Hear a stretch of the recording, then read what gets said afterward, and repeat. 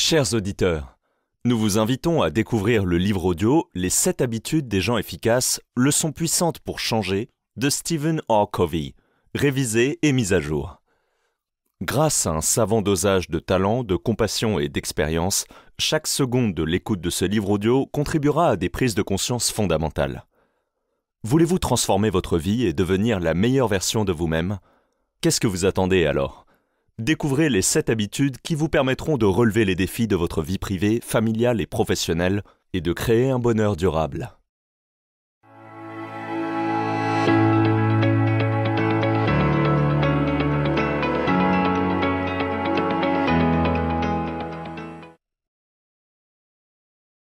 Première partie.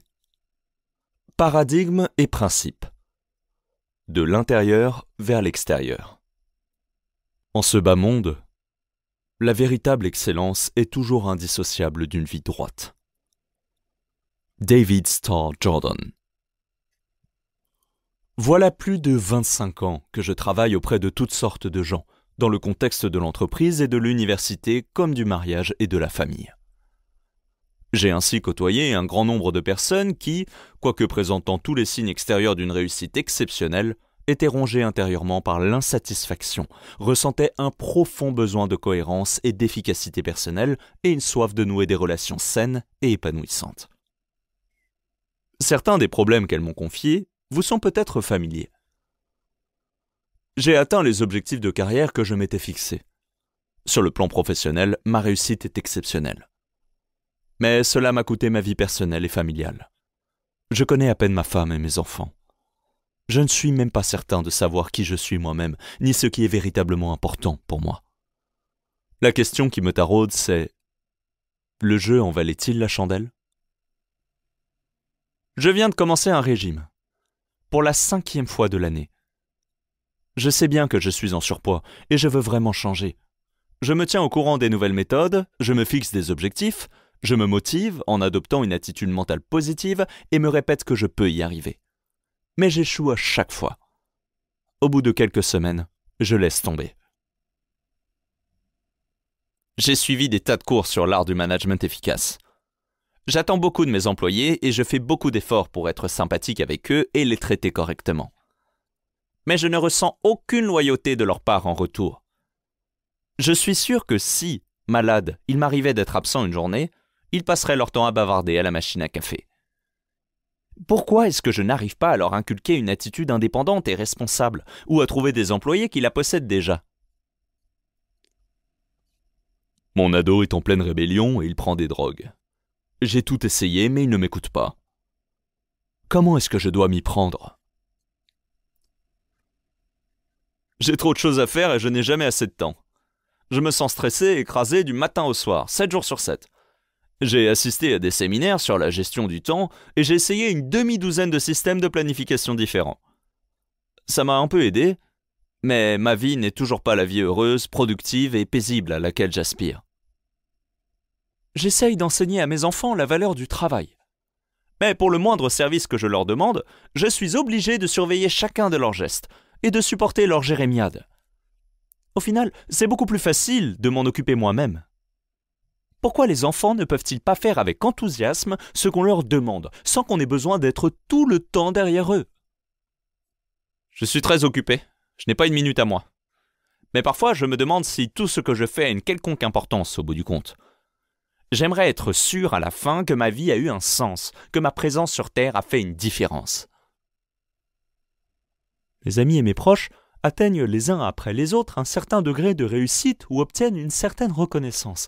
Et moi, je souris et les félicite chaleureusement. Mais, intérieurement, je les envie. Pourquoi est-ce que j'éprouve ce sentiment? J'ai une forte personnalité. Je sais que, quel que soit le type d'interaction, je peux en contrôler l'issue. La plupart du temps, je peux même le faire en influençant mes interlocuteurs de façon à ce qu'ils formulent eux-mêmes la solution qui me convient. J'analyse de manière approfondie chaque situation et je pense vraiment que mes idées sont en général les meilleures pour tout le monde. Néanmoins, j'éprouve un certain malaise. Je me demande tout le temps ce que les autres pensent réellement de moi et de mes idées. Mon mariage ne marche plus. Ce n'est pas que nous nous disputions ou quoi que ce soit d'autre. Nous ne nous aimons plus, tout simplement. Nous avons consulté des conseillers conjugaux, nous avons essayé plein de choses, mais nous n'avons pas réussi à ressusciter la passion. Tous ces problèmes sont profonds et douloureux, et il n'existe aucune méthode miracle permettant de les résoudre. Il y a quelques années, mon épouse Sandra et moi, nous nous sommes retrouvés aux prises avec un problème de ce genre. L'un de nos fils avait de grosses difficultés à l'école. Ses résultats scolaires étaient mauvais. Il était incapable de suivre les consignes des exercices et a fortiori de les réussir. Sur le plan des interactions sociales, c'était un garçon immature, au comportement souvent embarrassant pour ceux qui l'entouraient. Sur le plan sportif, il était petit, maigre et dépourvu de toute coordination. Au baseball, par exemple, il frappait l'air avec la batte avant même que le lanceur ait envoyé la balle. Ses camarades se moquaient de lui.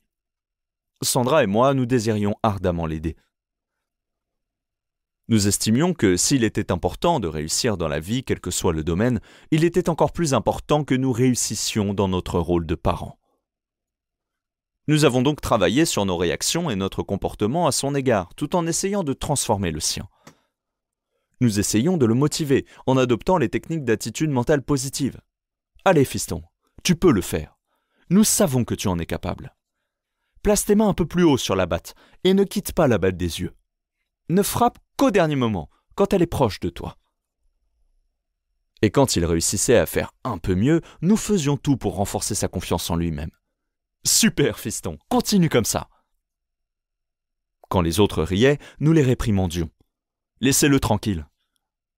Lâchez-le, il est en train d'apprendre. » Et notre fils pleurait, répétait qu'il n'y arriverait jamais et que de toute façon, il n'aimait pas le baseball. Aucune de nos actions n'était efficace et nous nous faisions vraiment du souci. Nous pouvions voir l'effet que cela avait sur son estime de soi. Nous essayions d'être encourageants, utiles et positifs, mais à force d'échecs, nous finîmes par nous effacer pour regarder la situation à un niveau différent. À cette époque, mon travail m'amenait à travailler sur le développement du leadership avec divers clients aux 4 coins du pays. À ce titre, j'étais en train de concevoir des programmes bimensuels sur le thème de la communication et de la perception pour les participants au programme de développement des cadres IBM. En faisant mes recherches et en préparant ces exposés, je devins particulièrement intéressé par la manière dont les perceptions se forment, comment elles gouvernent la manière dont on voit les choses, et comment la manière dont on voit les choses gouverne la manière dont on se comporte. Cela me conduisit à étudier la théorie des attentes et les prophéties autoréalisatrices ou effet Pygmalion, et à prendre conscience de l'ancrage profond de nos perceptions. Cela m'apprit que l'on doit observer la lentille à travers laquelle on voit le monde, aussi bien que le monde que l'on voit, et que la lentille elle-même façonne la manière dont on interprète le monde. Comme Sandra et moi nous discutions des concepts que j'enseignais à IBM et de notre situation, nous commençâmes à prendre conscience que ce que nous faisions pour aider notre fils n'était pas en harmonie avec la manière dont nous le voyions réellement. En examinant honnêtement nos sentiments les plus profonds, nous prîmes conscience que notre perception était qu'il était inadapté, un peu en retard. Peu importe le travail que nous fournissions pour modifier notre attitude et notre comportement, nos efforts étaient inefficaces parce que, en dépit de nos actions et de nos paroles, le message que nous lui envoyions en réalité était « Tu n'es pas capable, tu dois être protégé ».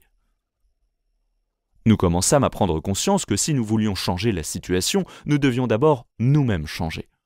Et pour changer efficacement, nous devions d'abord changer nos perceptions. Éthique de la personnalité et éthique du caractère.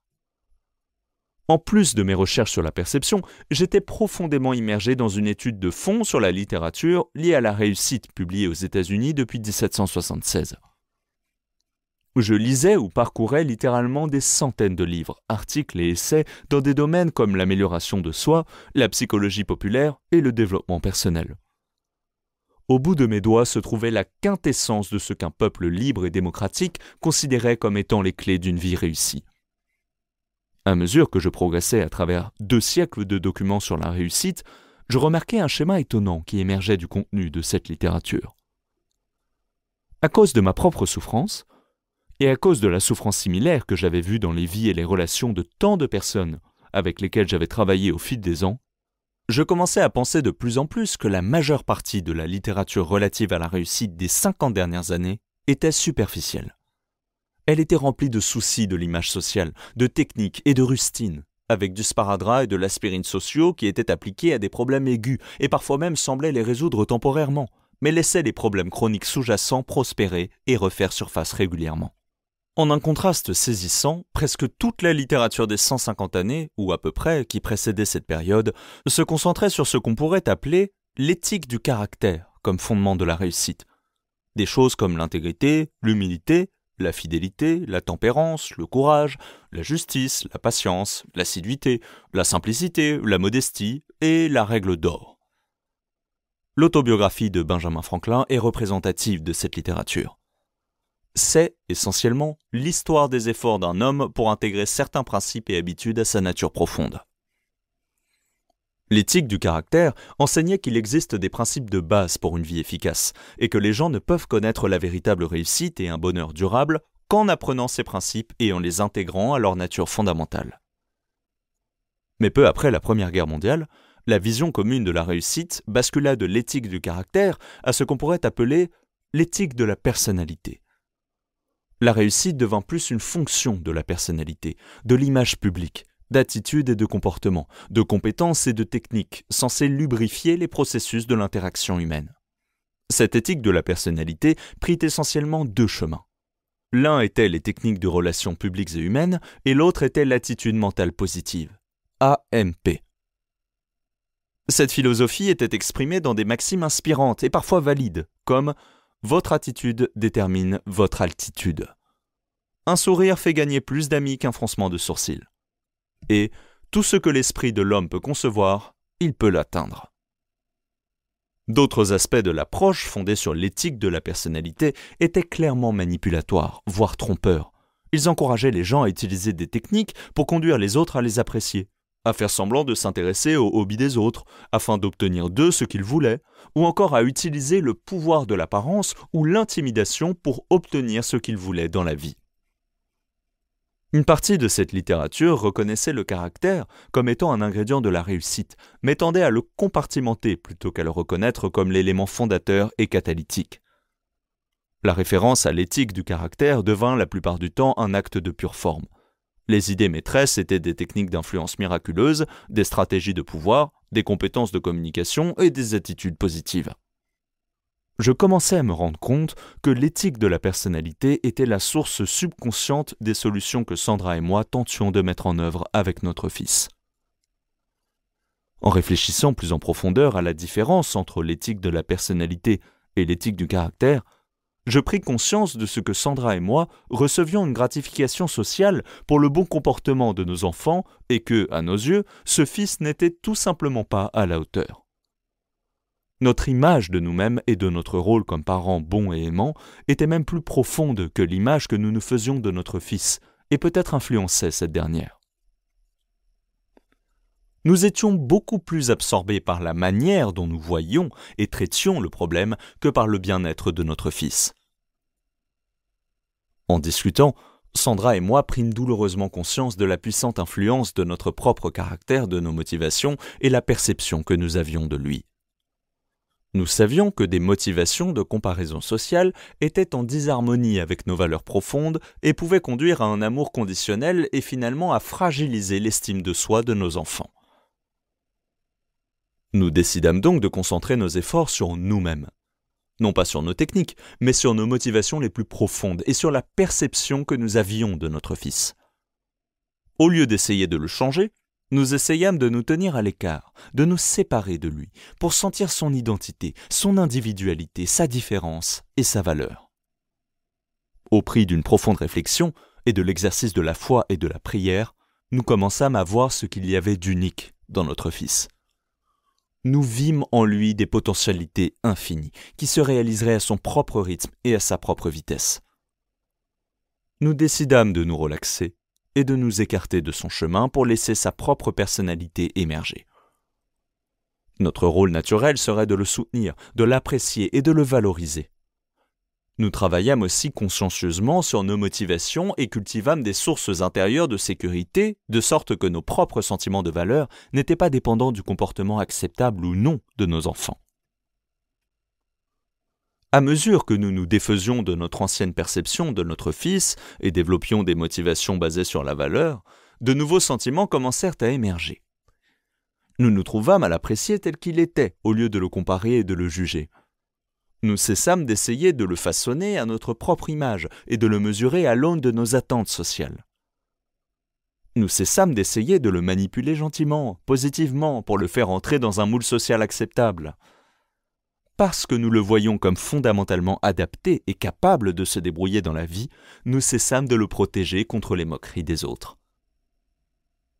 Ayant grandi sous cette protection, il passa par les douleurs du sevrage, qu'il exprima et que nous acceptâmes, mais auxquelles nous ne répondions pas nécessairement. « Nous n'avons pas besoin de te protéger », était le message implicite. Tout va bien. Les semaines et les mois s'écoulaient. Il commença à se sentir suffisamment confiant pour s'affirmer tranquillement. Il commença à s'épanouir, à son propre rythme et à sa propre vitesse. Il devint excellent selon les critères sociaux, scolairement, socialement et sportivement, à vitesse grand V, bien au-delà de ce que son processus de développement naturel promettait. Au fil des années, il fut élu dans des positions de leadership de plusieurs organisations étudiantes, fut sélectionné dans l'équipe All-State et commença à rapporter à la maison d'excellentes notes. Il développa une personnalité engageante et franche qui lui permit d'entrer en relation de manière non menaçante avec toutes sortes de gens. Sandra et moi, nous croyons que les accomplissements socialement impressionnants de notre fils étaient plus l'heureuse conséquence de l'image qu'il avait de lui-même que le résultat du désir de décrocher une récompense sociale. Ce fut une expérience fantastique et très instructive pour Sandra et moi, au cours de laquelle nous en apprîmes beaucoup sur la manière de traiter nos autres enfants ainsi que sur nos autres rôles. Elle nous permit de comprendre intimement la différence vitale entre l'éthique de la personnalité et l'éthique du caractère de la réussite. Le psalmiste exprime bien notre conviction. « Cherche dans ton cœur avec ardeur, car c'est de lui que coulent les problèmes de la vie. »